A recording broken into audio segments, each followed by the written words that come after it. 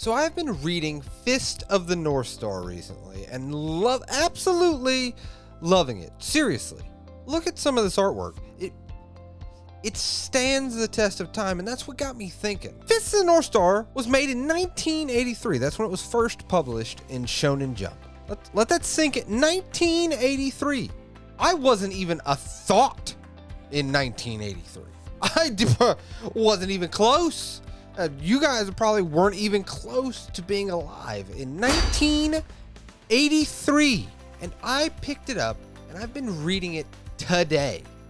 Not actually today, but you know what I mean, in 2022. And the art and the story, I mean, let's be honest, it's not a crazy story. It's big, tough muscle guy punches other big, tough muscle guys.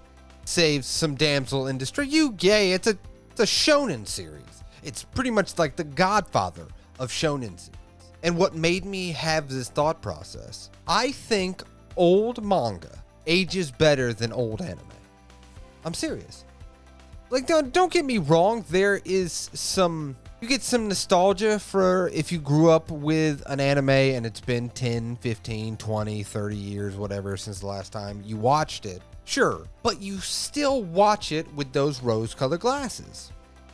And see, with manga, especially for me as a person that just started reading manga a little over a year ago, I picked this up knowing nothing about Fist of the North Star, just knowing that a lot of shonen, the JoJo's, the Dragon Balls, even the One Piece, like all of this stuff kind of took inspiration or paid homage in some way to Fist of the North Star. And they have been releasing these really nice hardcover editions. And I picked it up more as, well, especially as someone that likes to talk about manga into a camera and then edit it and talk with you guys in the comments, as I'm trying to learn as much as possible from you guys and just in general as a history.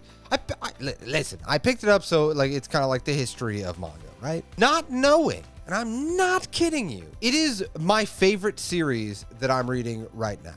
All right. Okay, that was a lot. Listen. All right, we know. We know. Get that off the screen. Like we get it. I'm sorry. All right. One of my favorite series that I'm reading right now. Think about the anime that we watch. And some of you guys might be going through. I've actually been trying to talk with Rex specifically about like watching older anime. He is Mr. Retro Otaku himself. I just think because animation styles change, budgets change, technology changes more than ink paper. And yes, I'm sure, like I said, I haven't really done the research in how people draw manga now, but the technology behind it has not changed as much as the technology for animation. Even in the last 10 years, the animation is consistently changing way more than, again, a pen and a piece of paper. Not to say anime doesn't have its place, especially retro anime specifically. You always have to know where you come from and how we got to where we are now with bangers. Have you guys seen the new Chainsaw Man? Jujutsu Kaisen? My Dress Up Darling? Ranking of Kings, Odd Taxi, the list goes on and on. But probably, I'm going to take a guess, right?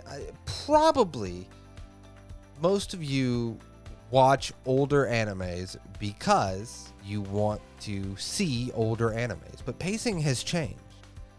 I think it's tough, right? Besides, series that have been going on for a long time and have adapted to current standards. I really want to see One Piece read, but I am not there yet. I can't see it, but I want to. It had one of the biggest openings in Japan, by the way. That's crazy. Not really.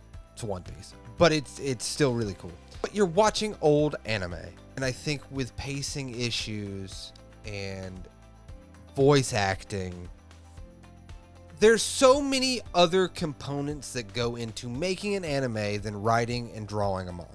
There's so many things that happen. And I just think it's tough to go back and watch episode 1 of Naruto more than go read volume 1 of Naruto. I think that something like Fist of the North Star, I can pick this up, and to me, and I'm not saying all old anime is like this. Obviously, you know, this is probably the cream of the crop from 1983, right? But I still see some of those pages, and you guys let me know in the comments down below. Did they do some touch-up work when they release these hardcovers? I would love to know that, because maybe I am talking out of both sides of my mouth. I was gonna say another word, but we know I don't really curse around in these videos. But you know, maybe I'm talking sideways, and maybe I haven't gotten all the information. But as you guys know, a lot of these videos that I do, I like to turn on this camera, talking to this microphone, very little editing, and I just really like doing these kind of videos, because I'm gonna be honest with you, you know this, I don't have a ton of people to ramble off my thoughts with and have actual conversations with about this kind of stuff. And you guys are very knowledgeable. So, like, you know, you teach me, and then I go out into the world and I teach others. This is how we do. This is our relationship. It's very, like, codependent. Do we have a codependent relationship? Do we need help? What is happening to this video? But what do you guys think? Do you guys think a manga from 1983, do you think it holds up better than its anime counterpart? If its anime counterpart came out in, this is 1983, I'll give you 2000. I'll give you 2005. You know, maybe if it just got an adaptation, you know, not 2020 or whatever, but 2005, that was 22 years from 1983. This is like almost 40 years old. Think about that. A manga from 40 years ago is one of my favorite current reads right now. And some of its artwork still strikes me. Like, I have heard a few, like, the Dark Sage talks about it. I know. And again, it's a very specific, listen, you need to like muscle dudes punching other muscle dudes. I'll give you that. It is the most shonen. This is how I pitch it to somebody. In my opinion, it is like if Mad Max met John Wick with a little bit of Fallout, the video game. But I love that. Like, that's the stuff that I really love. So of course I'm gonna really like this manga. But I don't hear enough.